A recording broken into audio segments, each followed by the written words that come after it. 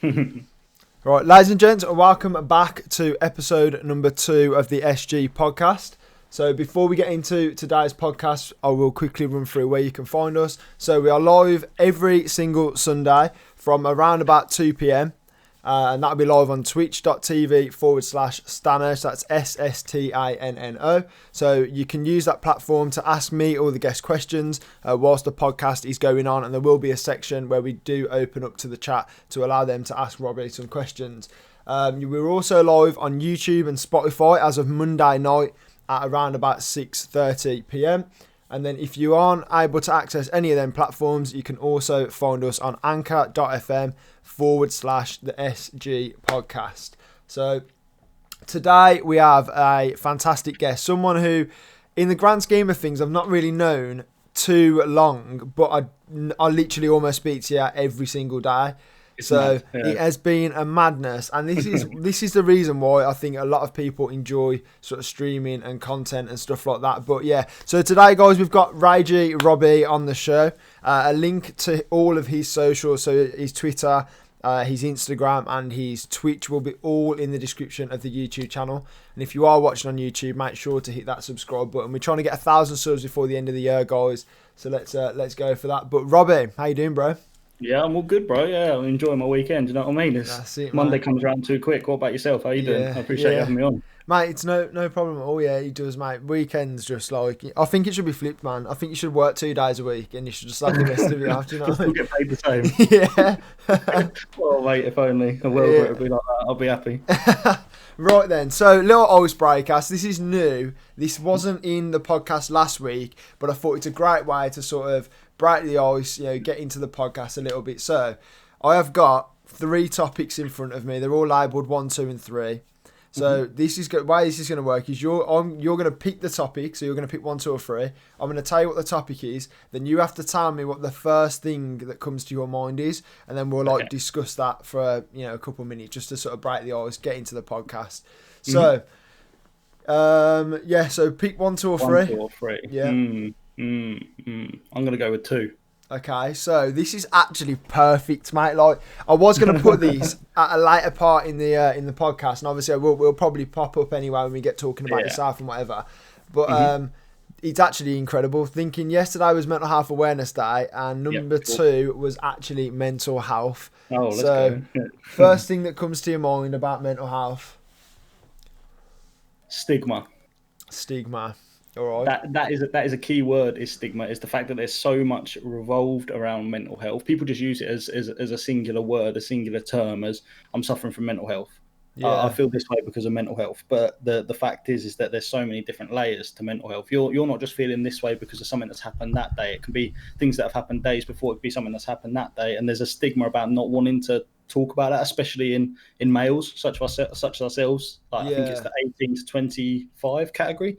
Yeah. There's a huge stigma about not talking about it, and that's something that I try and do on my streams, is break that stigma. Though you can come in, talk about your day, talk about how anything's been going. Literally, there's no hold bars on anything. Yeah, no, I agree. I think there is a lot more to sort of mental health, and it's one of those things that it really gripes me when someone does something, or someone's upset about something or whatever, and they use this mental health bubble as especially there's a lot of men out there, and I see it on Twitter all the time. I get that I don't know their situation. I don't know, if they really are struggling from mental health, but a lot of the stuff that comes across, sometimes it's like, are you really suffering from mental health, or have you just had a bad day at work?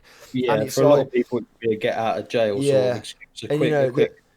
The throw, when I was working at Toymet, which is one of my old jobs, a lot of people that do know me quite closely know that I suffered with a lot of anxiety issues. And it was to the point where I'd be in the car, me and my dad worked at the same place, we car share, and there was days where I'd drive home after a bad day, and I'd literally have a panic attack in the car. I'd be I couldn't breathe, I'd be crying, I'd be I needed to get out of that place, and that was me suffering from mental health. Having a bad day. You couldn't share with anyone though. It was one of those things that you had to bottle up because you're a bloke, because you're a certain age or a certain category, which is the thing that I don't like, and I feel for you for, because I've been in the same situation as well. I was medicated under depression. I was on antidepressants. and all that sort of stuff. So I've been in that same situation, and a lot of people, they don't get the help that they need. And in that moment, there's 100 millions of people out there, same age as you, same age as us, that are in the same situation that need that help. But opening up is the best thing you can do, rather than shutting yourself in. Yeah, 100%. I think I like bottled it up for about 6 months. Like, I knew I was struggling. I got to the point where, like, I'd used to have to drive to down the motorway some days, and there's like this big motorway bridge, and this was like right at the end before I thought, you know what, like, this needs to come out. But yeah, I drove past it every day, and it genuinely got to a point where I was like, and it is like the most selfish thing, thinking about like taking your own life, because you don't think about how it affects other people. But at that moment, like, you don't feel like anyone else cares about you. You feel like you're trapped in this. Yeah, you feel like there's no way out. You feel like you're trapped in this situation. No one can help you. Like, only you can help, and you can't talk about it because of the things you just said. So I'm driving past this motorway bridge like every day, and I'm thinking, if I wanted to, I could just fucking like smash straight into that, and it's done. Do you know what I mean? And I genuinely, been there, bro. I genuinely got to that point. And I think that's why now I'm through that, and I'll never ever like go back to that, because now I just openly talk about absolutely anything, whether it be a small problem or all problems are relative. Do you know what I mean? And the best thing. I get so many people now in the chat coming. I mean, I won't name any names, but I've got people in my whispers, people that are in the chat saying they're struggling with being bullied at school, they're struggling with mental health issues at home, that sort of stuff, and it's like, struggling with school and things like that. It's even if you're not necessarily struggling with mental health as a result of that, like, if you let that keep building up, eventually it turns into something worse. So it's like, even if you pop a message in the chat or drop me a whisper, like, let's just talk it out. Let's just see what 100%. Options you've got. And I'm not a counsellor. Like, I can't help you through it, but I'm here to talk to you. Do you know what I mean? In my stream, bro, is I am not, and I by no means am I fucking qualified. Like, I'm not qualified to talk about. Do you know what I mean? I don't have the paperwork to say that I can do this, I can do that. But I've been there. Exactly. I've struggled with it firsthand, such as yourself. So to an extent, I think we're more qualified than the people that have been to university, because we've lived through that pain, that depression, that anxiety. And then come out, and then we've dealt with it, and then we've come out the other side. So it's now we can say, well, I dealt with it this way. I know someone else who dealt with it a different way. Like, you can kind of, it's all quite tailored, and I mean, it's very difficult to deal with mental health. But the first thing to do is just openly talk about it with someone. 100%. Take the words out of my mouth, man. Like the word, because I'm a culprit for it. I can store up for days, weeks, especially the job that I'm in. I'm an electrician, obviously, that. I don't know if everyone's listening or watching knows, but I work in the trade, and the trade is a very heavy industry where you shouldn't be talking about how you're feeling. You bottle it up, you have a laugh, you have sort of a bit of side banter. Yeah. And within the workplace, I've sort of, at least in the company that I was at, I'm obviously leaving there now, but it was one of those things that I made it a more talked about topic. And about 2 years ago, our boss started doing this thing every 2 weeks where all of the boys would come into the office and we'd all talk about how we've been. Are we struggling with work? Is it all getting a bit overbearing? And that was something that I didn't specifically start, but I sat down with the boss and said, I'm feeling this way. I feel like this is how we need to go about it. And it become a regular thing. And that's the sort of thing that, not just in the trade, but like in your job, in anyone's job, whether you work at Tesco's, whether you work in the industry you do or my industry, it needs to be something that's spoken about with all the employees, because for all you know, you won't ask that person how they're doing, and the next day they might not come into work ever again. Yeah, exactly. You know what I mean? That's not what you want. You need to be speaking about how you're feeling and putting it all on the table before you get to that point, because no matter amount of medicine, tablets, anything like that will make you feel better than speaking about how you're feeling and actually dominating the feelings. Yeah, I think that's the thing, and it like tablets and medicines and that sort of stuff, like, they calm down the effects of being, depressed, anxious, the chemical imbalance, whatever. Yeah, but they don't sort out the situation. They just make you feel better about it. What sorts out the situation is talking to people that can advise you on what to do. Is it that you're struggling with work and you're just in a bad place with it? Go out there, go and look for a job. People out there can help you write up a CV. There's people out there that can help you. Look on Indeed, look on Monster Jobs, look on all these other websites to go and find that other job. 100%. But it could be stuff at home. So maybe you can't talk to your immediate family that live in the house with you, but maybe you've got relatives that you can trust. Nan and granddad that you can trust. Whether it be, I get people in the chat all the time, bro. Like, Yeah. I'm suffering with this, I'm suffering at home, you know, and I've had some really bad situations, man, where like people are literally like whispering me and they're like, you know, fucking, I've I'm had it literally as well, about to bro. commit it. Trust And me. it's I feel like, you. I'm Yeah. literally there on Google, like, where's the line? Like, where's the hotline? I'm like, just give this Yeah. number a call, man. Like, give them a call. You know, if it doesn't help, at least just come back and tell me that it didn't help, just so I can Yeah. keep them there for like at least another day, just to give them 100%. some worth. Do you know what I mean? And Yeah, no, it's good. It's good yeah, what you're doing, bro. Because that's what I always recommend to anyone. Like, I'm not a superhero. I'm not going to swoop in and save your day. I can recommend things, but yeah, I am not the be all and end all. I'm not God. I'm not this like magical figure. At the end of the day, the best thing you can do is speak to either the Samaritans, which is obviously a free line that you can drop in the bottom of your description or yeah. whatever, that people can get in touch with. Or there's a what they call charity called Minds, Mine charity, which yeah, also I've done loads of stuff for 24/7, them. a free line that you can ring any time of day. They'll speak to you, get things off your chest. They can refer you to certain GPs, specialist GPs. Yeah. They can get in contact with the police if it's something that you're scared about referring to, and they'll do an anonymous tip, that sort of thing. So they're a fantastic charity that I'd recommend to anyone if you're feeling a certain way. Yeah, I would absolutely love to work with Mind as a streamer, and obviously, you know, coming from that struggle of mental health and stuff. I think, you know, especially being a male man, like I think, you know, I don't want to throw this out there and it be like absolute, you know, taking my word for it, but I do very much feel that, like, you know, women they're allowed to cry, they're allowed to be upset, they're allowed to show their emotions, they're allowed to talk about struggles at home, at work, whatever. I think the Right, minute I that, cry like, weekly. Anyone that says anything else, come on now. Like, do you trust, know what I mean? I like, cry bro, as often as legit, yeah. And the thing is, it's like, you know, I think for a male, you know, especially, it's just so tough to break that, like you said, that stigma of, you know, and the worst phrase in the world is "man up." Like, I Oh, God, hate don't get me that started. phrase, man. Like, but when I was really struggling with it, at the start of it, people used to be, oh, you know, it's just work, man. Like, this will pass, just Yeah. man up. And I was like, yeah, like, stop saying that. Do you know what I mean? Like, because Mm. you gotta get rid of this whole term of man up. Like, men do not have to be strong. Men do not have to be, like, you know, strong mentally or anything like that. Like, men can have shit days at work. Men can cry. Men can be upset and all that sort of stuff. And I think, you know, We are slowly getting there. It's yeah, getting better. The it industry, is. not only streaming, I'm talking about the world as a whole, is getting better for Yeah, understanding that men have emotions, men have feelings, men aren't always great, they're not always strong, because it's not how it was in war times where nah, if you weren't strong, you were dashed aside. Now it's accepted. You can find that help. It can get better. But I completely agree with you on that front. On that yeah, front, mate, it's man up is a terrible phrase. Same as like grow a pair, all those sort of ones yeah. where it's using the sort of masculine It's like the body and the terms, terms, and anatomy to essentially make it feel like you're alpha. You should be this. You should be that. But yeah, what are you on about? A woman goes through 10 times more than we go through, bro. Like, grow a yeah, pair is nothing compared to giving birth. Trust me. Like, yeah. they're the real ones out here. Trust, yeah. Get a baby. That's what people should be Yeah, do you saying. know Do you what I know mean? what I mean?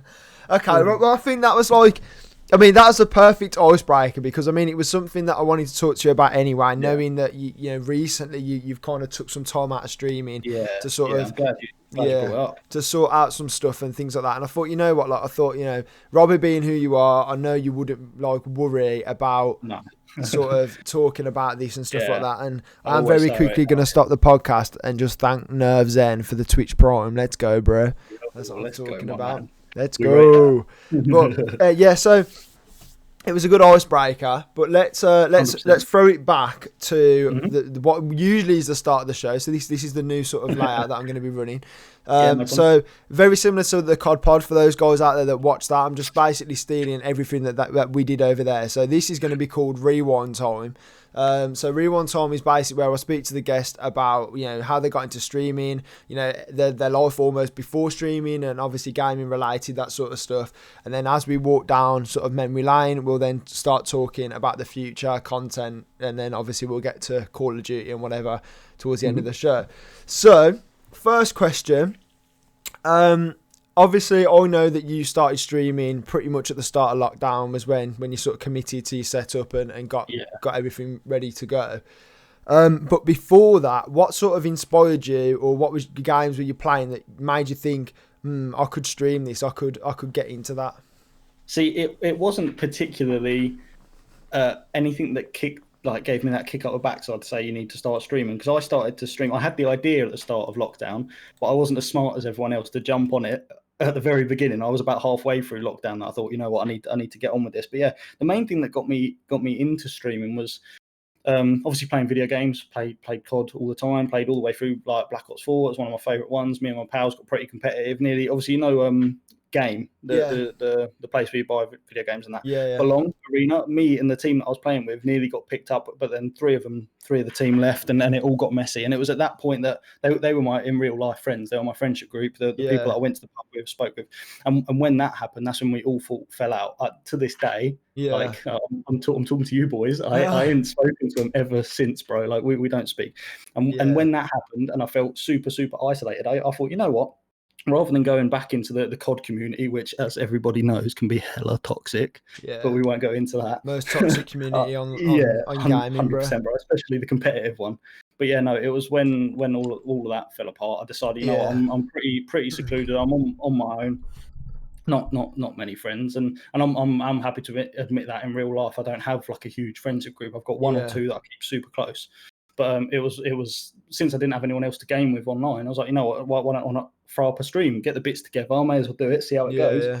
And the rest has been history, bro. Like the growth's been phenomenal. Obviously, at the start, you were amazing for like helping me out, teaching me the ropes, like the tricks and tips that no one else has helped me out with. So all of you that are listening, big credit to Stanno, the guy's the goat. Honestly, he helps everyone out without expecting anything back. So yeah, big props to you, my man. Nah, bro. Like the thing is, like you just said, man. Like I come. Pretty much the only gaming experience and whatever I have is just been Call of Duty competitive since I was like 12, 13, I was straight on the GB ladder, straight up, and it's just a toxic community, and like I'd always sit there and compare it to things like League of Legends and whatever games were around back then. And I think, like, why do people not help people out? Why do people expect to be paid for this? Why do people go, oh, you know what, I'll show you how to do like overlays and I'll make you a logo and all that sort of stuff, but by the way, you owe me like 5 subs. Like, nah, like, it's a terrible genuinely, like I was thinking, me and you spoke about this the other day about streaming.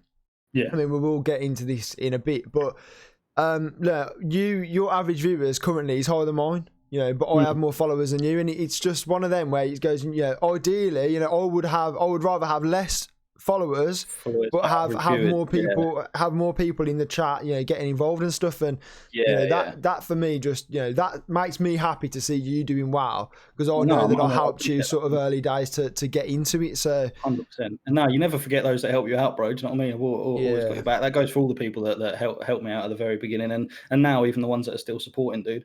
But I think it was just, I don't know what I put it down to, really, how the growth has. I think it's just consistency with me, is that I put that schedule in from day dot, like Mondays, Wednesdays, Friday, and ever since I haven't slipped from it, except from that week off that I had to take for all the different reasons. As obviously you know about it, but I had to take that break. But other than that, I haven't slipped off of it, and it seems to have worked for me. I mean, it might not work for the next like Robbie out there that starts streaming and tries to do it, but that seems to be what worked for me, man.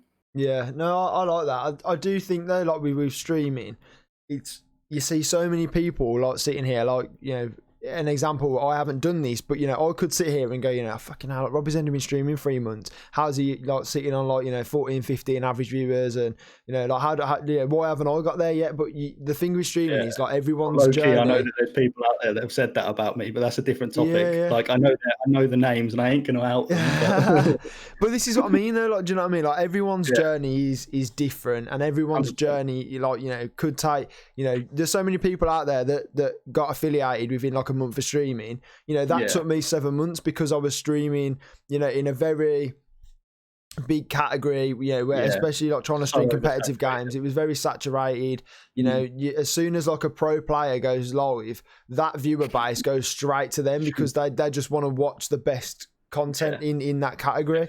Whereas things like Warzone and that kind of creative content that me and you are now kind of producing, you do get like that fan base that come to watch you playing that game, and they don't necessarily want to go and watch Tim the Tapman or Nick Merckx, who are absolutely slaying tournaments all the time. Because I know for a fact people don't turn up for my gameplay, bro. Because one day I'll be cracked, in the next like 3 days, I can't even touch them sticks. Literally, I know mate. for a fact people turn up, and that's like you say, and I know you're insane at the game, but luckily you've got a fantastic personality as well that goes along with that. So focusing on yourself as being the centerpiece of the whole thing is definitely the way forward. What I'd recommend, unless you're like one of the big dogs, there's a reason that they're up there with thousands of viewers, and it's because of their gameplay. Yeah. But if you're trying to start where we are, focus on you. Focus on you first. What your niche. Try and find that, because that's where we'll probably talk about it later. But that's where my streams, it's slowly over time. Once I get the second PC, it's going to be moving away from COD. I'll still be playing it like once or twice a week, but it's going in a different direction that I've got planned. No, I like that. Okay, so let's move on to so we kind of done. You started streaming. We've kind of spoke about why you started streaming. So when you first started streaming, your first couple of streams, your first couple of weeks of streaming, how did the streaming make you feel? I think it's a roller coaster. I can't sit here and say it made me 100% happy, because when you're sat there on one viewer, two viewer, it can be unbelievably demoralizing. And hand on heart, the best thing I ever did was turn my viewer count off, because all I do is fixate and stare at it, man. Yeah. But at the start, it was nice meeting new people, meeting yourself, meeting Aaron, all these different people that I wouldn't have met prior, like all the people over at Obtained, like big up to them. But yeah, no, it was a hard time, I think, because you've got all the gear, you've got your PC, you've got all the lights, you've got all this, you've got the chairs. Do you know what I mean? Why am I not getting all the success? That's what everyone else has got. Why is it not working for me? Yeah. And it was just really, I think, in that period of time, because I think I hit affiliate in I think it was about a month, But even up until then, I spent every single evening in Discords, in networking things, like busting my backside, trying to get a name out there for myself. But then as time's gone on, I've realised that is not the way to do it, bro. Because as soon as you stop supporting one of them, they'll stop supporting you. But it's just at the very start, I love streaming. It's my passion. I love the community that I've started to build. You know what I mean? We've got Discord going on that people are chatting in every day, like people turn up for the streams. But at the start, don't just look for that bigger picture, because never did I think, and the same goes for you, bro. Like never, I'm sure you agree. You never thought when you 50 subs that you were at, you never thought you'd be sitting in double figures or anything like that. Do you know what I mean? You'd never thought those days would come. And that's what you need to focus on when you're in those early days. That it's not impossible. Everyone has the potential and the talent to achieve that. You can make it to that level. You just got to put your head down. Nothing in life is given for free. You won't get it on a plate. No one's going to help you get there particularly. Do you know what I mean? You need to put in your grind. Yeah. And I know you've got that. I always say, bro, like, on that point there that you just made, like, I always say, if you look at, Ninja's setup, okay, he's got 6 cameras, he's got 4 monitors, he's got, whole thing built by Red Bull, and it is insane. But break it down to the bare bones, right? He's got a couple of monitors in front of him. He's got a PC that powers his stream, and he's got a console or a PC that plays a game that he wants. Which, for the most part, most people that stream these days have that in front of them to some standard, And I always think, if I've got that and Syndicate's got that, then if he can do it, then so can I. The difference is drive and determination. Syndicate was selling cans of orange juice at school to then come home and be able to buy the new PlayStation, or buy some graphics for his stream or whatever. And like that's the difference. I absolutely hate the fact that right now, and I'm trying to sort it out with obviously the podcast being the first bit, is that all I do is stream. I do try to upload to Instagram, but it's not scheduled. There's so much more that me and you can both do to definitely like grow and get our content, get our name out there. But it's so easy to just go, I'll just hit the stream button tonight and I'll just sit here and play games. Yeah, 100%. I couldn't agree more, man. Like, I know that I need a kick up my backside. I'm trying to do more on YouTube, but I am the worst editor you've ever seen in your life. And I've only got so much like funds to pay for editors. Do you know what I'm saying? Yeah, exactly. But like things like TikTok, bro, it's so easy, and that's something that I've really picked up on in terms of getting like higher viewer. Every video is getting higher view count. And I only spend like 2 minutes throwing it together. It'll be a little clip from the stream, a funny thing that happened, and throw that up there, and it's a great way to get a bit of growth. But yeah, 100%. There's always more you can do. I think it's Zazzle. I don't know. You probably saw the tweet the other day. that he said you need to keep grinding. Like, it was just a general one. Like, you got to keep grinding because there is always someone that is in that seat behind you, ready to take your place as soon as you stop. Yeah. And that him saying that is something that's kept me ever since taking that break. Like, just wanting it more and more. Yeah, being as hungry as ever. It's so true, mate. Like you know, a week off here and there, whether it be holiday, whether you know, especially if it's not for mental health reasons, then you got to put yourself first over things like that. But if it's that, like, you know, you can't be that person who's sitting here annoyed because they're only pulling, you know, 2 viewers and they're getting no followers, and the 2 viewers that come back, you know, it could be your mum downstairs and it could be your cousin who's just helping you out. Yeah, you're not really. We've all been there.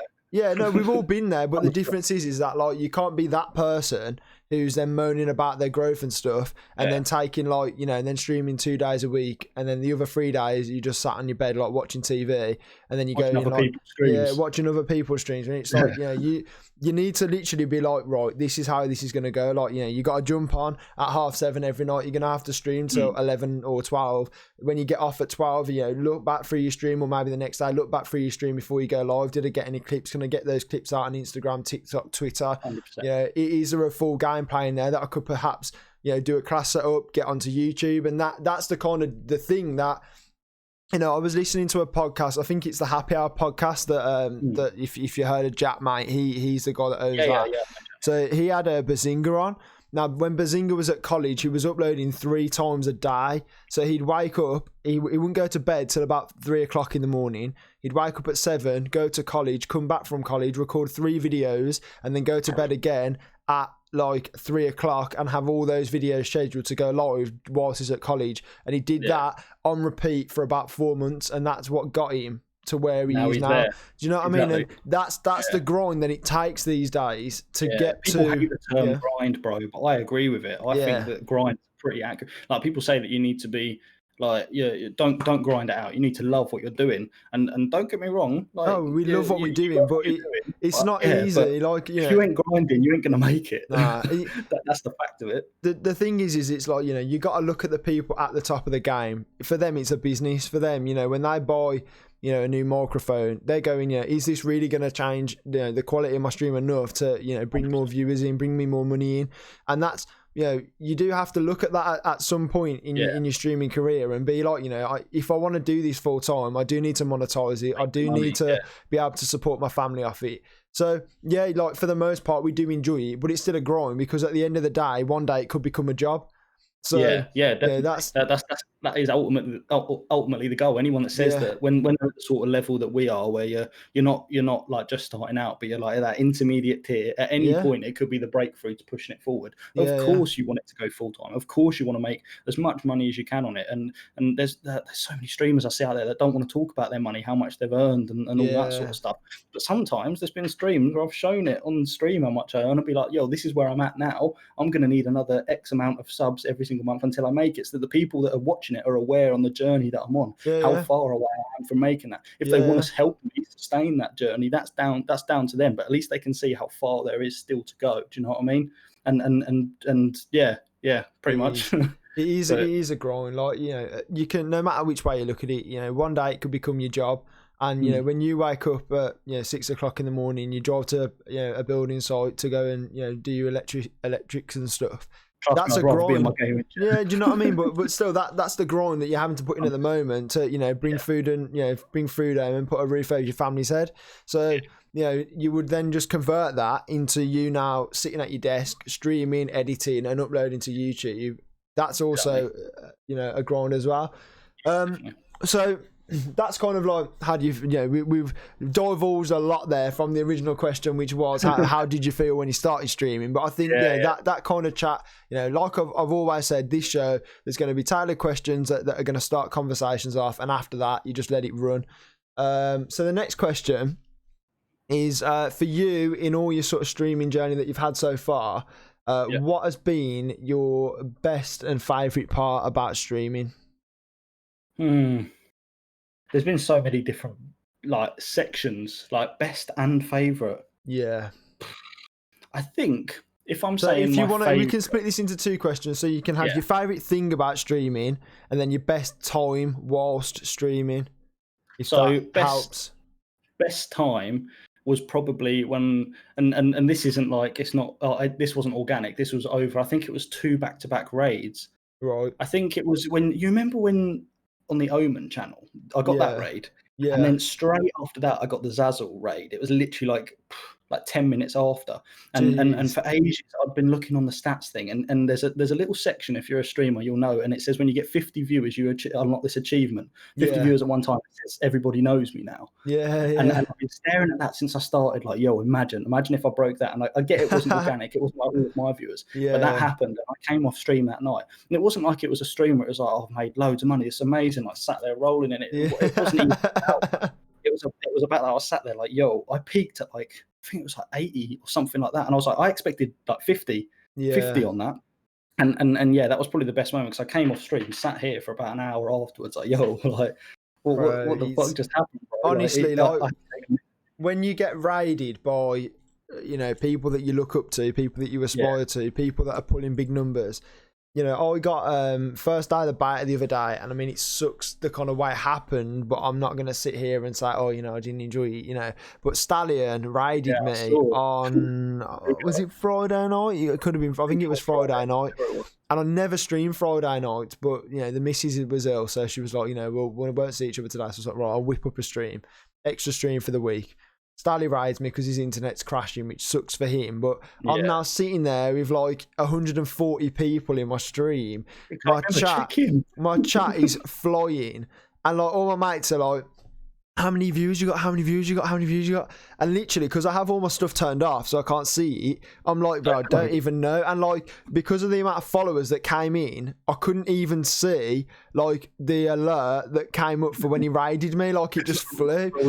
I was like, bro, what is going on? So I like absolutely lost my mind. But like, that's the one biggest thing, man, that I, for me, some of the best things and the best times I've had on streaming when I've been able to like raid, I've had that raid come into me, and I've maybe kept 50% of what joined. So the other day, like, Stanley raided with my 140 viewers, I then had probably 50, 60 when I then raided somebody else. And it's like, I always look then to pick somebody else who's, sitting around the sort of 3 or 4 mark. Boom, here's 60 viewers, and they're like, oh my god, like, I just love the reactions, man, that like, I just hope that one day that can become like a consistent thing, after every stream I've got X amount of viewers, and I can just chuck them on someone and be like, there you go, like, happy birthday. Do you know what I mean? Topic of raiding as well, there's a lot of streamers I've seen out there that don't do raids on a basis that it affects how they're seen as a channel. They don't want to raid someone just in case that it doesn't meet their category, and I think that's something that needs to change. Like, sharing your community, but it's by all means, there's nothing wrong with it. Like, all you're doing is helping that person out, and I think it needs to be on any channel from any person. It needs to be a regular occurrence. Every stream, I know that you raid every stream, I raid every stream, and it helps people out. At the end of the day, if they're pushing for affiliate, like, that's going to make their day. That's going to make their week. Especially on the topic of this whole mental health thing we're talking about. They could be in a low point. They're not talking about it. You give them that raid, and that's them happy for a month. They'll be over the moon, bro. But yeah, that's a side topic. I'm going off tangent again. I'm terrible for it. No, it's all good. I do think though with raiding, like, it's one of the things. It works both ways. You share your community with this new person who they may never have seen before. Boom, they're getting new followers. They're now on people's list to go and check out again if they enjoy the content. But also, that guy will be really appreciative of you dropping your community in with them. So even if, next time he finishes a stream, he might come and raid you to return the favour, or he may also just check you out in his free time and come in and say hello. Thanks for dropping the raid the other night. And it works both ways. Then that's why Twitch is like the best place, but also the worst place, because if you utilise all the functions. Yeah, it's an incredible place, and the amount of people I've met through streaming, yourself included, all through gaming, Ash and Aaron and all those guys, I've never even met them in real life, but I genuinely speak to them more than my real life mates, and I genuinely speak to them about more serious stuff than I do my real life friends. And if you utilise the platforms properly, honestly, like, you can really make you can change your life, really. Yeah. But what was the other bit? It was favourite part of streaming. Best part of streaming, yeah. I think so far it was after I took my week break. I saw that I was hopping into different people's streams, and I haven't been live, so a lot of the community are finding other people to watch. Understandably, I completely get that. They're not my viewers solely; they're allowed to enjoy other streamers. Yeah. But I remember in that week off, I needed it to gather my head, spend time with the family, ground myself. But I remember in that week off having a lot of worry about coming back. What about if I come back and no one tunes in? What about if I come back and no one cares? Like, you're irrelevant. You've thrown all that 4 months hard work away, and you don't get any of it back. And the best moment was when I went live, and I think it was I think it must have been in a space like 10 minutes when I started. I was in like 20 something, and that was with no raid, organic. And I was there. I was like, yo, what is going on? I love these people, this community that has been built. Like, I was over the moon, and I haven't had a feeling like that. Like, other than when my son was born, and that night back, obviously son born being at the top there in case the missus is watching. that first night back after the break was honestly like, I was speechless. That was one of the best moments. It's mad, man. Like, credit to you for building the community that you've built, man. Because when you tweeted out with the tweet longer thread on there to explain the reasons why you were taking time off, you and Dave is some man who I know is like a mod in your stream, I think, and he's an incredible guy, man. Like, if any of you ever see him in the chat, man, like, he's the real G, because he literally tweeted out and was like, right, guys, like, Robbie's gonna be back on like this day in October, like, everyone, when he comes back, make sure you're in there. And he must have tweeted out about 3 times for that week to keep reminding people the date that you're back, that we got to support, we got to be supporting. And literally, like amazing. You said, you went live, boom, 20 people in your chat. Like, it was, you didn't need to stream. You were allowed to take that week off because Ewan had your back, bro. Like, Ewan was like, let's keep the community together, keep reminding them that you're going to be live on like this date. Boom, there you go, 20 viewers back, straight back into it. Every day, man. Every time I go live, it's that sort of stuff that keeps me doing it. Like, he's an amazing lad, Ewan, honestly, because he has no commitment. He doesn't have to tune in. No one has to tune in, but he still chooses to spend his evenings in my stream. And it was only a couple of days ago, because obviously I did that giveaway. And like, in your heart of heart, when you can't fix it, of course. Yeah, you just really want him to win. To win it. And he didn't, and I felt awful for him. And he went on the tweet of the person that won the giveaway and said, like, congratulations, like, well done, like, that's really, really good for you. I'm really happy. And I was like, oh no, don't do that. So then in turn, I sent him out a free piece of merch just to show how much I appreciate the guy. Like, you got to look after those that are around you, dude. Like, 100%. Because having a good community is so hard to come by. Yeah, it is good that, like, you and me, to be fair, have both got those people that come back. And even if they don't, support, and this is the thing that I think a lot of streamers get wrong, man, especially early doors, is that support is not just dropping a sub every month. It's not just, coming into your stream, hi, leaving. Support is the people that, like, stick around from start to finish, people that are there early days that are still there around now, people that engage with the community that you've built on various platforms, people that, will join your chat and chat to the people in the chat and not necessarily you. They're the people that make your platform and your stream enjoyable for everybody else that comes in. They are the foundations of what we're building. 100%. They really you can stream every hour of the day, but without those people that are there, what are you really? Mate, do you know what I mean? Like, I don't know how much of this conversation I can sort of share on here, because it was I don't know if you was around on Friday. Was it Friday night? Yeah. So Friday night, me and Ash, or Curran, as some of you know him as, both had a few drinks whilst we were playing the Call of Duty Black Ops beta. Oh, bro, like, yeah. But it was after dark. We'd had a few drinks, so we're doing these, would you rather, but they were quite like explicit ones.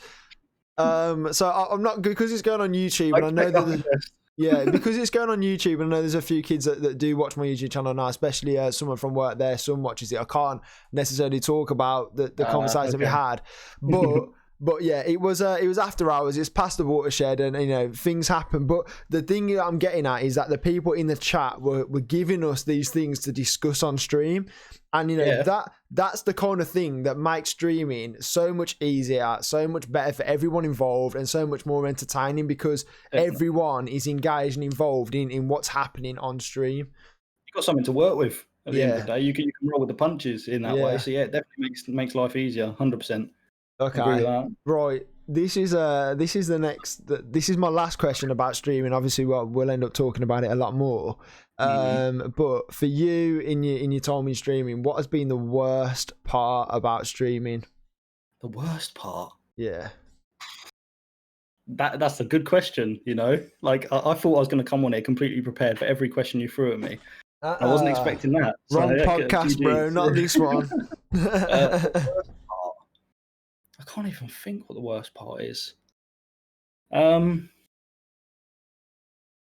think it was when, and I know it's probably the exact reply you're expecting, but I think it was when I had to take the break. Yeah. Because I said about how I was over the break, but I was nervous. I was worried. I didn't want to have to do it because I had my foot all the way down on that pedal. I only felt like I was in like third gear. I had so much more to go, but I was about to burn out. And my missus could see all the signs. She knows me well. But yeah, that was probably the worst thing when I had to sort of call it a day for a while. That's what that had me worried. But yeah, other than that, there hasn't really been many bad bits. Obviously, you have quiet nights and things like that, and they can get you down. They can get, why has it been quiet? You go back and you overanalyze your stream. You watch it back. Why was that so bad? What was I doing that was so wrong? And they aren't the worst bits, but they're the like dark side of streaming that you can get yourself down about. And it's another thing about mental health. Like, you should talk about that. Like, after my stream, I speak to my missus. Like, was there anything that I was doing wrong? She tunes in, she watches. And no, not particularly, but yeah, the break was definitely the worst thing. That was the worst point. I don't want to have to take another break, but at the same time, I'm not going to say I'm never taking another break, because if I get in that state again, I don't want to be streaming. It's no good for the viewers. It's no good for me. It's no good for my family. Yeah, I've been there as well, bro. Like, I know recently, you know, I about 2 months ago, probably about a month before you took your break, there come a time where like Warzone was just getting me down. I literally played that game for about 4 months, 5 months straight, talking, 6-7 hours a stream, 4 or 5 times a week. Like, it got to a point where I just burnt out on Warzone. I had no other games to play. I was just sitting there moaning on stream, and I thought, this is affecting my viewers, man. Like, viewers aren't going to want to keep coming back and seeing me sat here raging, not doing well on stream. Like, I've lost my personality. I've lost my good gameplay. Like, I'm going to take a week off. I'm going to reset. I'm going to come back. And sometimes you have to do that. Sometimes the rest is worth just as much as the grind.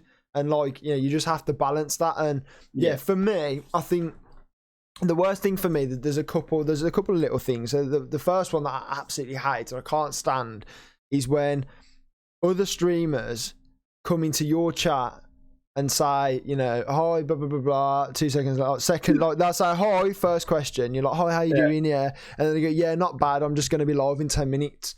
Right, don't even get me started. And it's like, you sit there and you think, like, you want to press ban in that moment. Legit, you're looking at it and you're like, I want to press ban, but I'm going to give you an education real quick. Like, that is not how you grow on Twitch. That is not how you build a good community, and that is not what you do. Like, the amount of times I've seen people do that in like Ninja's chat or whatever, then you'll click on the stream and all of Ninja's people have piled in, give the guy so much hate, so much abuse for like self-promoing, and then just dip out. Like, it's just not worth that at all. Like, you're never going to keep that kind of people. It's one of those. It's a good point, actually, the whole self promo thing, because like, once again, without saying names, there's been 1 or 2 in my streams that have self promoed, and they're new streamers. They don't know any better. That's the thing, because when I started, it was lucky that I had someone like you that I went off and it was a given. You don't go into the stream and self promo, but there's a lot of people that are starting out without anyone to help them out, and they don't know that. So to like you say, rather than just banning them and giving that education that you do, the big respect for that, because there's a lot of people that just ban it and then they'll go to the next person's one and do it again and be like, why is everyone banning me? I don't know what I'm doing. Well, I think that's why the raid function is so important, because the raid function is basically a one-time get out of jail free card that night to go and self-promo yourself in someone's chat. Go over there, send your community there, have a good time, and most likely if they're a good streamer, they'll say, hi Robbie, I hope you had a great stream, thanks for the raid, what was you doing tonight? And then now you've got an open platform to talk about that stream, talk about the game you were playing. That's it, one-time message done. After that, just enjoy the guy's content. But you feel like you've earned it. You earned the raid. You know what I mean? Not by begging for it, because that you've obviously been recognised for your content. Yeah, I think the second thing that I fell into the trap of doing, and it was like the worst part about streaming for me initially, is, as I spoke about earlier, streaming a game and a mode that was very saturated. You see these, scum goes live, boom, all your viewers disappear. But that was the thing, when I first started streaming, I was so caught up in the viewers, average viewers, how many followers have I got. I was so caught up in the stats, the numerical stats of my stream, and I wasn't worried about the content that I was producing. It took for me to watch a few YouTube videos on, how to grow as a streamer, things to do, things not to do, to then go, okay, turn off that view account. Let's ignore that. Let's stop worrying about how many followers you've got. Now I'm sitting there and I go, right, I could be streaming to 200 people, I could be streaming to 2, but what it does is it changes that mindset. Now you're going to be talking to the chat as if there's 10 people there, as if there's 100 people there.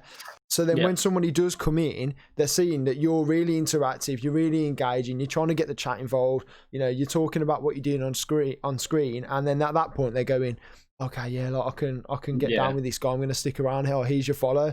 Now you've just earned that follow without being worried about it. No, it's a good attitude to have, 100%, because I was guilty for it at the start, not thinking about the content as to why aren't people hanging about.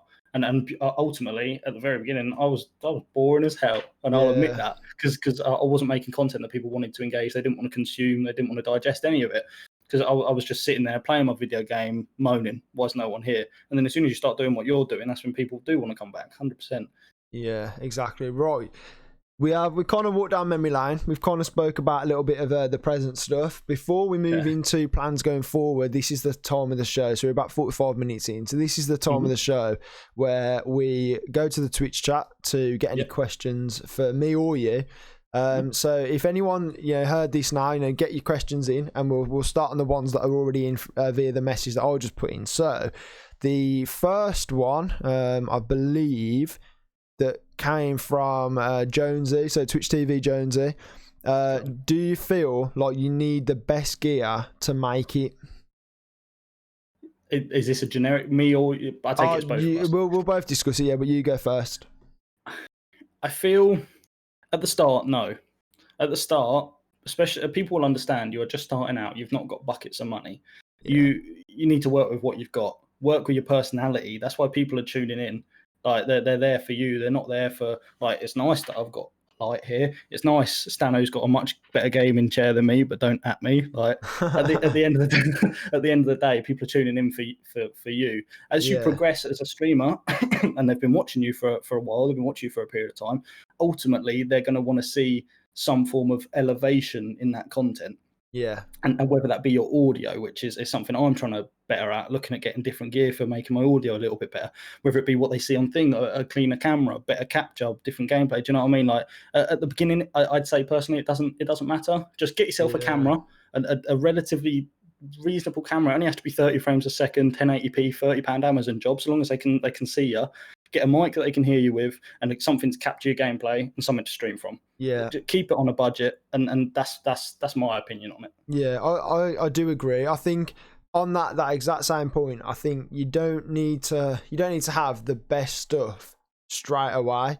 So you don't need to have, a Go XLR with a cardio with microphone, with, a Rode boom arm, with 6 monitors in front of you, and, a 3080 Ti graphics card in your computer. You don't need that. But I do feel that this day and age, you do need to have, good quality gameplay, if that's what you're doing. So you need a way of capturing your gameplay at a good standard. You do need to have good audio quality. So yeah, you can start off with using a cheaper microphone or whatever, but if you are going to do that, that's the first thing that you want to look at investing and sorting out, because people aren't going to want to sit there and listen to your voice sort of crackling all the time, and especially if you watch stuff with headphones on, things like that come through so loud and it just irritates you a little bit. Whereas gaming headset ones are the worst, bro. Where it's muffled and it's not great. But I don't think you don't need to invest massively. You don't need the best equipment. I just think you do need to monitor your success, monitor your growth, and as you grow in, maybe as you do make a bit of income through subs or whatever, you sort of look to go, okay, I've made some money this month. Looking at my stream, what do I need to improve? And I think the things you need to improve first are your peripherals, so your webcam, your microphone, your capture card to do your gameplay. Once you've got that, then you can go, okay, all my quality and stuff is sorted now. Let's look at the stuff that appears on screen. So like, let's invest in some graphics, and you do it over a period of time rather than over investing at the start, because you never know. Like, as someone getting into streaming, you know, you could buy all this stuff, spend £1,000 on a computer, spend £200 on peripherals, £300, £400 on peripherals, whatever it is. You know, you're close to spending £2,000. You know, a week down the line, you go, oh, you know what? I don't like streaming anymore. You know, you've just put £2,000 into something that now you're not going to use and utilize. So it definitely depends on how you see streaming. If you're doing it for fun, which when I say fun, everyone streams for fun. We do it because we love it, we enjoy it. Yeah. If you're streaming just because you want to have a laugh, you don't intend to make it a full-time career, you're just doing it as something to pass the time, or you want to make friends, you want to meet new people, all that sort of stuff, you don't need to invest a lot into it. But if you're looking at it as a business, you need to set yourself a business plan of what like you said, you put it perfectly. What is your income from streaming? How much can you put back into it? What is justifiable? Do I need to make this investment? Like any business does. It's just being sensible with how you're doing it. Treat it like a business if you want to go full time. If you're just having fun, like, I wouldn't worry too much. Yeah, agreed. Right. Okay. So that kind of answered Juggley's question as well, because his was, you know, does hardware give you an advantage in streaming? So that's basically the same question. Yeah. Twitch TV Jones again says, do you recommend streaming off a PC but playing on a console? You can go ahead with this one. Yeah, I mean, that's currently what I do at the minute. I play on a console, but stream off the PC. But it depends what content you're trying to make. If you are solely a FPS shooter, you're just going to play COD, and you're not looking for the highest specs in the world, all that sort of stuff, then yeah, by all means, console's great. It's a hell of a lot cheaper. You'll save a lot of money. Yeah. But if you're looking at playing different sort of things, like how I want to venture into more community-based stuff, PlayStation doesn't have a lot of that stuff. Neither does Xbox. At the end of the day, you're going to need to invest in a secondary PC, or a PC that's capable of doing all of it. So I think it's a hard question. If you're asking me, I would say yes, because of the direction that I'm going. If you asked another person that was on the podcast, they'd probably say no, because they play COD. They don't feel like they need that. Yeah, no, I do agree. I think it's very much like dependent on the games you play and the circumstances that you find yourself in. You know, if I was to ask that question, and I did on the COD pod, if I was to ask that question to Stallion, who is a PC streamer, he would be like, no, don't get a console, just invest heavily in your PC. That, because then you can play the games that you want and you can stream on the same PC. You know, you've invested all in one. Now you haven't got to, you know, the console at the end of the day changed every 7 years. You know, as long as you keep your PC well maintained, you can keep your PC longer than 7 years, as long as it does the job. So yeah, I don't think there's really like a right or wrong to you know, streaming off a PC or your console or anything like that. I think it just depends on the games you're playing and your preference of what you play on. You know, if you're a keyboard and mouse player, you know, you're going to have it all in your PC. If you play on console, you're going to have a controller, you're going to have most likely a console and a computer. And like you said, you do save money doing it that way, because you don't have to spec your PC out as enough to actually play the games. You just have to spec it out enough to sort of stream and edit and whatever else that you need to do, which is what I did, and I'm pretty sure it was what you did initially as well. Yeah, definitely. Okay. So Juggly asks, okay, I don't know whether you'd want to share this, because obviously it's very sort of circumstantial. We don't have to actually, you know, say numbers as such. But he said, how much money every month would you be happy with to be financially stable just from streaming on Twitch? So I'll kick this thing off just so you don't have to give away no numbers. But I've always said, you know, at the moment, I earn a wage from working, and I've always said that once it gets to a point where I'm earning more from streaming than I do from that wage, I will quit my job. Because until that point, as long as I can manage that, you know, the time that point of streaming and then obviously working full time, it's kind of like, well, I've got a dual income here. Why would I stop doing what I'm doing? So I've always said, like, without putting a value on it, I've always said that I will stop streaming when I like earn more from streaming than I do from actually going to work. Yeah, no, I get what you're saying. I think that's very similar to me, because I calculated it. Yeah. a month ago how much I'd actually need to be making, and it was 500 subs is what I'd need to make. If you take away bits, 500 subs a month. If you take away bits, take away donations, all that sort of stuff, and that's a way off. But once I got to that point, I wouldn't stop, because that is then all my bills covered. I would then have to be sitting at about 600 to 700 subs comfortably, which is achievable for everyone if you're willing to put the grind in. Yeah. But yeah, probably about 600, 700 subs before I could quit my job, because my job pays well. Why would I throw that away? Do you know what I mean? I've got bills to pay, I've got a family, I've got a roof that I have to sustain, and all of that comes first. So same as you got to keep out. You're just about to buy a house and everything. I'm literally just about to go into a house in December. Yeah, so but that's it, bro. And it's like, there's so many people out there like Zazzle who are so like lucky to be in the position that they are to have. Like he went to uni, he got his degree, he was just about to get a job, and then that job basically pulled out and said, that job's not there anymore because of COVID and whatever. So he was like, okay, fine, I'll just try out full-time streaming then. To be in that position, you've got to be very lucky, or you've got to be, supported financially very well from your parents. Like you just said, when you're in a job that pays well, you're comfortably paying your bills, you're comfortably living a happy life, you can drive, whatever.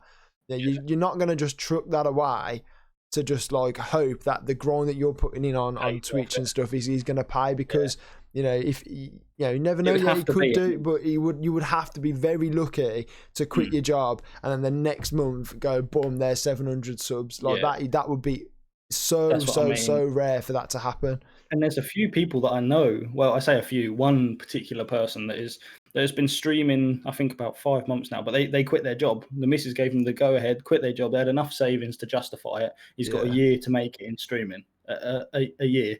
And that in itself terrifies me. Like, whether I've got savings or not, I could not run that risk. And that's why I will continue streaming until the day I make it. And I'll have to have had a few payouts that cover that amount. It's not just like 1 month I'm making like 700 subs. It's going to have to be 3, 4, 5 months back to back, and then I can justify it. But I think it's down to personal. All of this is down to us. They're asking us the question, I guess, and it's our responses. But for another person, maybe different. It could be different. My bills need covering, and I need to have some more extra. Yeah, exactly. Sam, I've not skipped your question. I'm just replying to Sam. So Sam said he's late, but he's here. And what's the topic? So Sam, this is the part of the podcast where you can put in a message to let me and Robbie discuss our opinions on it and hopefully answer your question. So if you have got any questions for me or Robbie, whether it be streaming, whether it be mental health, gaming or content, let us know in the chat. So the next question then, it comes in from Jonesy again. My man's on fire today. Let's go. He says, does stream overlays, it should be, do stream overlays matter that much when streaming? I would say personally, yes. It not only does it give a feel for your stream, the sort of thing you're trying to give off. I've got, as you can see, a pink theme. All of my overlays are pink. You've got a red theme going on. All your stuff's red, and you instantly associate when you see that. That's RageyRobbie stream. That's Stanno stream. That's the thing you go with, and people will associate that. And it does make everything look a lot cleaner, because if you're just going to put you got your gameplay on your screen, and you just put a little box there, you just look like you're streaming off your PS4. Like it looks like you're still at that first stages. If you are trying to elevate your content and make yourself be a bigger deal, taken more seriously, people see it in a bigger light, then I think overlays are such a huge thing, and they're such an inexpensive thing to do to elevate your content.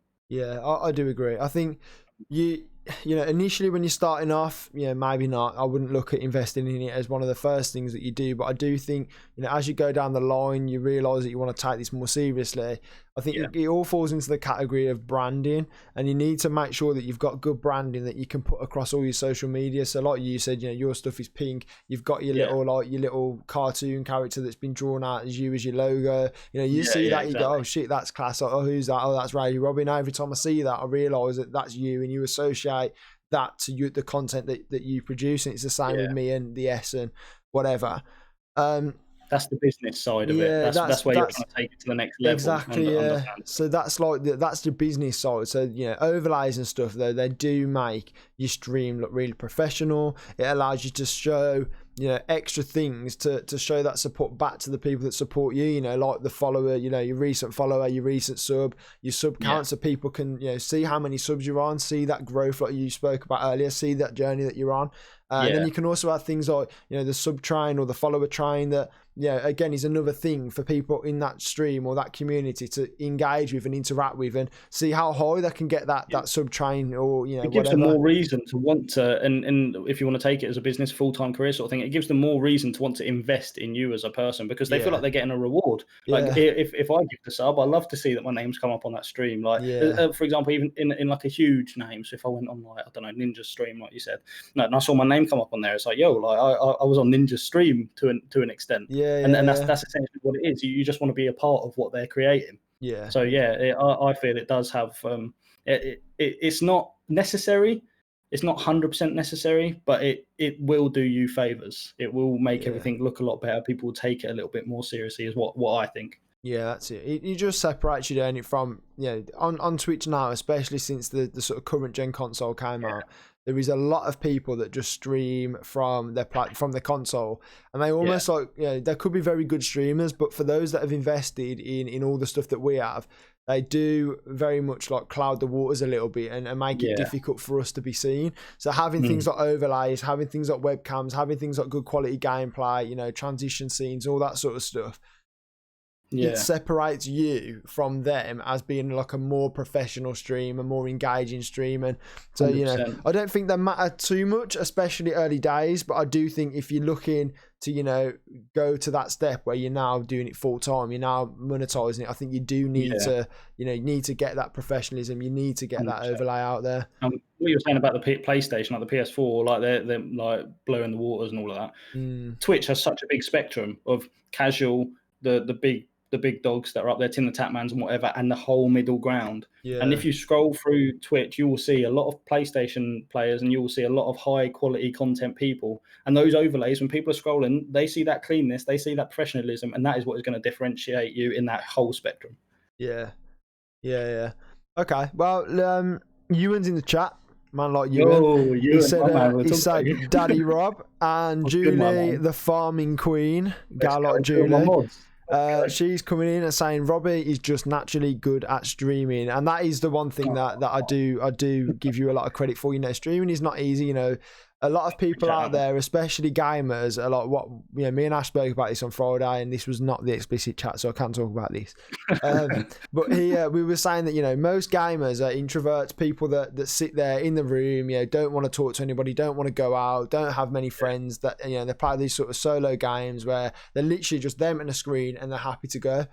Whereas me, you, and a lot of other streamers, we like that attention. We like to get involved with people in the chat. We like to go and meet new people and stuff like that. And I think that makes streaming a lot easier if that's your natural personality. You can just turn the camera on, be yourself, and then that's that. Do you know what I mean? Like it's quite easy. I say it's easy to stream. It's not easy to stream at all. It's just like our personalities allow us to achieve that. Being able to be approachable. But I appreciate you saying that, and I appreciate you saying that about me as well, bro. Like at the end of the day, like when I first started, it was watching your streams, watching how you engaged with people, and it was sort of a if you like, a 1, 2, 3 step, as this obviously works. Try and be engaging with chat, recognize the people that are coming in, which is a thing, surprisingly, a lot of people don't do. They ignore the chat a lot. I always use he's amazing at Warzone, but he sucks at streaming, and like I would happily have a conversation with him about this, but it's Wars, right? He's really annoys me about streaming because he's stream pops, he's got tons of subs coming in, followers coming in left, right and centre, his chat's popping off asking him questions, and he just doesn't react to anything. He doesn't say thank you for followers, he doesn't say thank you for subs, he doesn't engage with chat, but yet he's still sitting there with like 2,000 viewers. And for people like me and you, that's so annoying to see, because it's like we're sitting here, we almost talking, have 3-4 hour streams to the point where our throats are like gone, where we have to chug a 1 litre barrel of water to get the voice back. And he's sitting there with 20,000 times the viewership that we get. And you heard it here first now. Wars, he's on this podcast next week to defend himself because we're not having it anymore. You heard it here first. Yeah, at Wars in the podcast tweet, man. If he wants to come and defend himself, then he needs to get on the podcast the weekend after the 26th because next weekend we've got Zazzle on, and the weekend after that we've got the man himself, Stallion, which is just going to be nuts. I've already done a podcast with him before, and he's incredible, man. Like, the guy's knowledge and wisdom, the help that he can give, like, up-and-coming streamers, bro. Like, so if you are out there, you're streaming, like, make sure you tune in on the 25th at 2 p.m. because it is going to pop off, man. Like, the content, the stuff that he can give you is incredible. Okay, so let me just quickly read through the chat. So if you guys in chat do have any more questions for me and Robbie to talk about, then please put them in the chat, and towards the end of the show we will get to them. But let's move on. So we've walked down memory lane, and now we're going to go sort of into the future. We're going to follow the yellow brick road, if you want to call it. So what are your plans for content going forward? So I know we've already touched on, you're going to get that second PC set up rather than going to a next gen console. But what are your actual content plans going forward? Games you're playing, YouTube, etc. Of course, Call of Duty is my bread and butter. It's like my life, like, support, if you like, when it comes to streaming. It's the game I've played from the start. It's the game I've played for years. And obviously I want to continue that content, but I don't want to focus on it as heavily as I previously have, because I've weighed all of my content, all of my like viewership on COD, and it is such a hard market to grow in. It is nigh on impossible with how many people play it at the minute. So it's not that I'm tossing that aside. I'm still going to be playing COD once or twice a week, maybe even less. But the whole point of getting this secondary PC that can handle all these other games is I want to play more community-based things, because as of recent, I found myself probably like 3 streams a week, just sitting there and doing the whole thing of just chatting, because people are in there just chatting away with me, talking. I've got no need to play games. All I'm going to do is go on there, start focusing on COD, and push them aside, because I'm missing chat, because they want to see the gameplay if I'm playing that I want to get clips, all that sort of stuff. But yeah, I'm moving over to like Jackbox party games, those sort of ones that bring the community in, they can engage with. Not so much marbles on stream, because it's another oversaturated thing. But I want to do stuff that has got less of a market, that is easier to grow in, but also can keep all the people that are involved and supporting me in what I'm doing involved in the stream. Like we said with overlays, it makes them feel like they're involved. It's another way of doing it, because they can jump into the game just from their phone. They can get involved with these games. So that's what the plan is. And by the end of the year, I'm hoping like around Christmas time at the absolute latest to have all of that in place, that I can start doing the streams I want in that sense. And that's, like I said, if people do tune in on the 25th, that's a very similar thing to what Stallion did. He was a massive Call of Duty fan at heart, came from a competitive Call of Duty background. When he got into streaming, he saw it as, if I want to make this a business, I'm not going to be able to grow in this Call of Duty platform, which sucks, but you can play Call of Duty on stream, you can still have fun or do a stream a week. But the most part of what he did, it was these sort of community games, these smaller games, these, what they're called, MMORPG games or whatever they are. So they're not as popular, but they've still got an audience there. They've still got whatever, and he can still keep and involve his current community. He's just more discoverable. And for me, like, I would love to do that. I really would, but I just love Call of Duty is literally the only game I play year on year. Like, I've bought FIFAs in the past. I play them for a couple of months. I don't play them.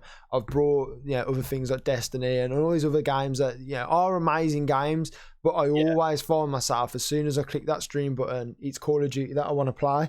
So for me, like, my route going forward with content is slightly different to yours. So rather than like changing the content that I'm producing, it's just going to be like producing more of it. So I'm going to be streaming, like, rather than 7:30 till midnight, I'm going to be streaming from like 7:30 till like 10:30 or 11, but then 11 till 12, looking back through that stream and going, okay, where have I got YouTube videos, where have I got clips, and then making a YouTube video in that extra hour.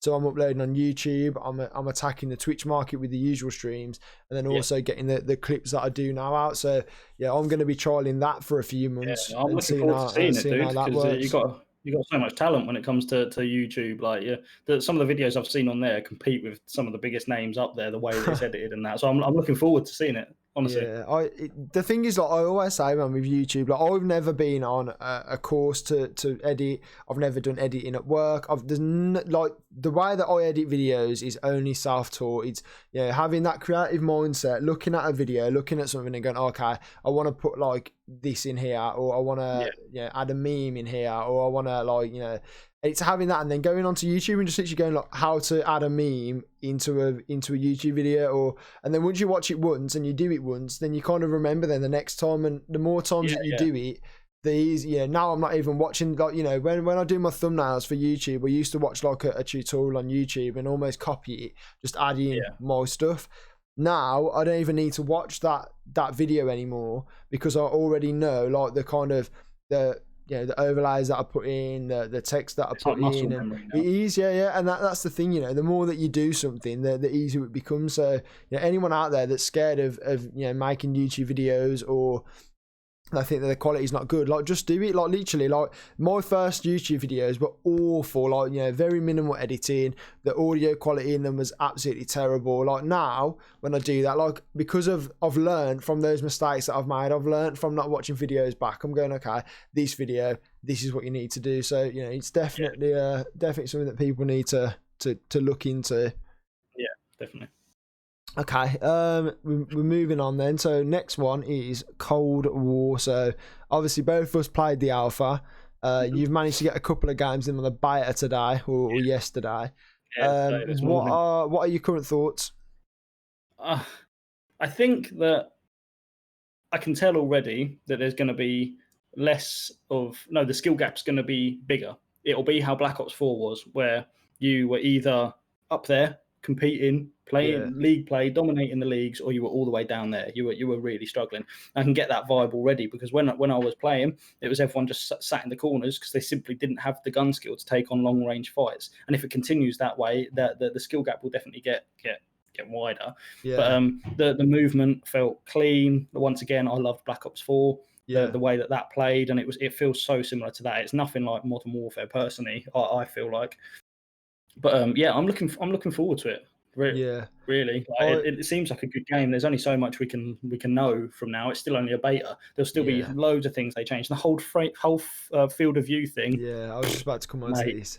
Incredible. Yeah, it's such a game change that is for the console market. I mean, obviously on the current consoles you do drop frames. It's not as good quality when you put it on that 120 FOV, but you can just tell that once we get that next gen console that's capable of actually running that to top spec. Yeah, it'll be so good. There's literally, for the console player that's always felt like, PC is always getting an advantage.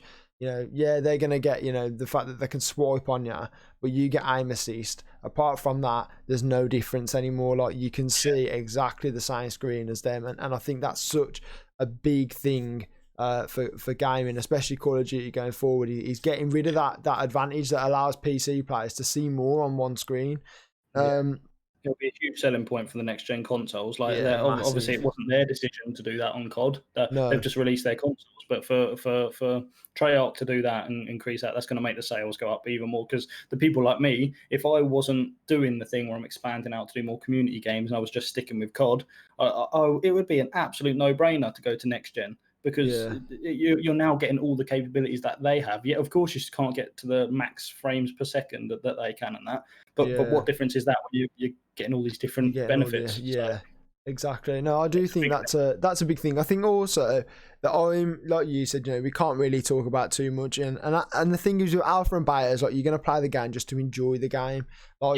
Just get a feel for it. Don't sit there and like start making up your mind on whether you hate the game or like the game. Just sit there and enjoy the game. Put the best gun on that it might be overpowered. It might wipe all the ARs out the game, but you know what? Put it on and go and run with it and have some fun with it and just go and enjoy the game. Like, I'm so fed up of seeing people on Twitter like, oh, the XM4, like, it's so underpowered, it gets shredded by SMGs at range. Just don't use it. Like, you're not worrying about your KD, you're not trying to get kill streaks, you're not trying, just go and have fun on the game.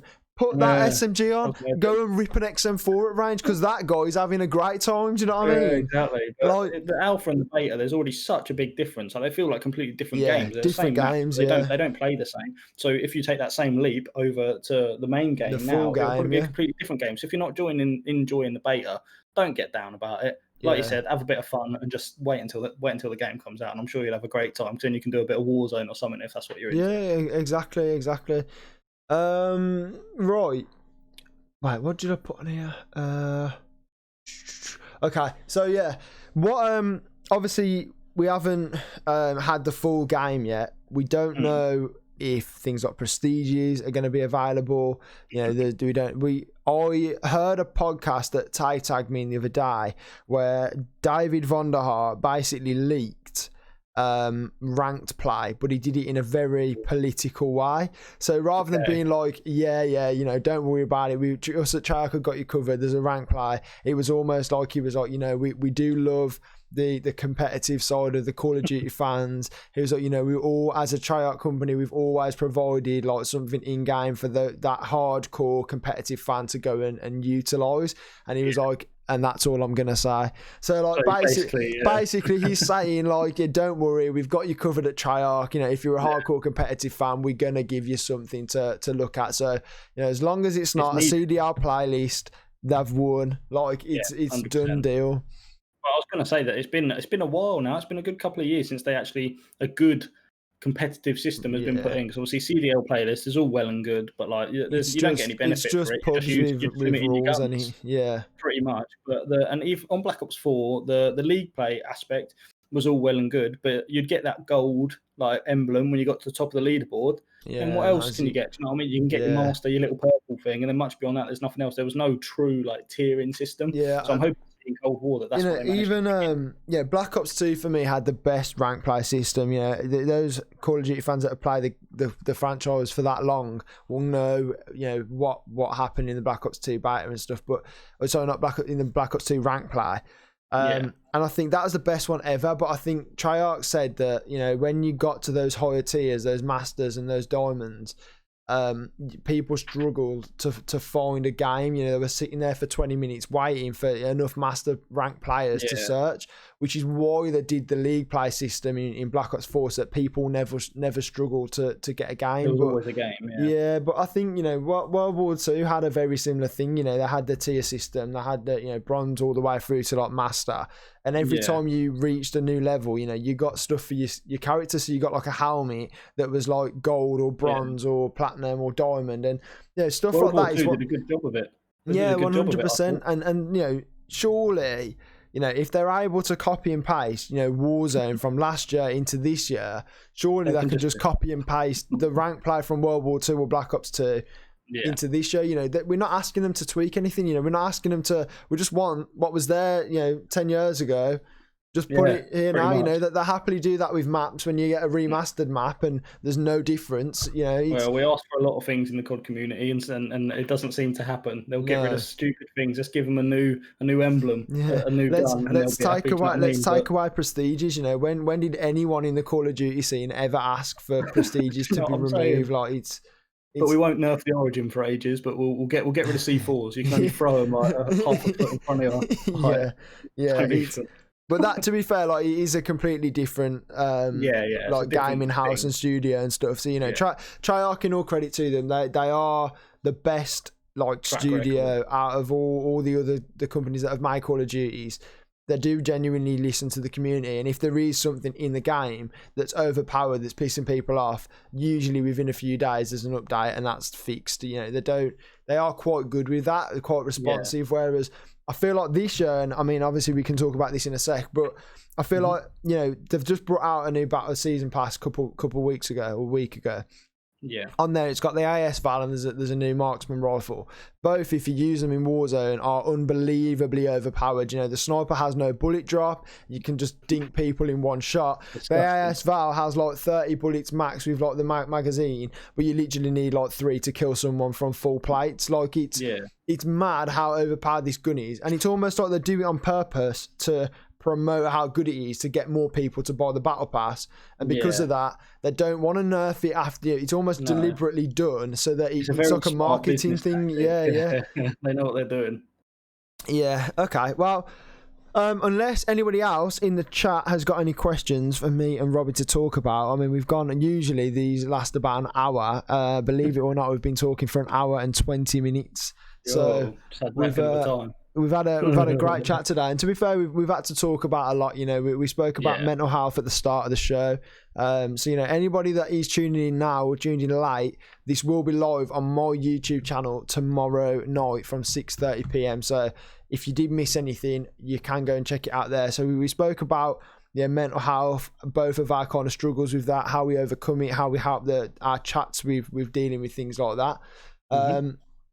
We then moved into sort of streaming, so you know, our thoughts and whatever on streaming, tried to give some help and advice to those people that might be coming up. Then moved into content plans, me and you, and then obviously finishing on our thoughts on Cold War.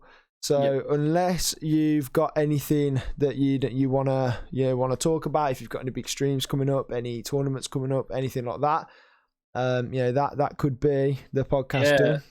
Yeah, no, not particularly. There's no big plans. We're just continuing what I'm doing. It seems to be working. The community's growing. I'm getting people in. I just want to essentially nurture what I have. Do you know what I mean? I don't want to get too fixated on I need that growth. I need the more numbers, because then the community gets lost in that growth.